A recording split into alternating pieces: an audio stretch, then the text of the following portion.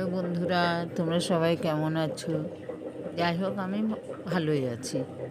এই দেখো, আমি দুটো ডিম সেদ্ধ করতে দিয়েছি। একটা ডিম দেখো ফুটফুট করে একটা জায়গা দিয়ে তোমার বাবুল কাটছে, সেখান থেকে সেই ডিমটা আসলে ফেটে গেছে। ওই যে তোমাদের দেখাচ্ছি, দেখো ডিমের ওই জায়গাটা ফাটা।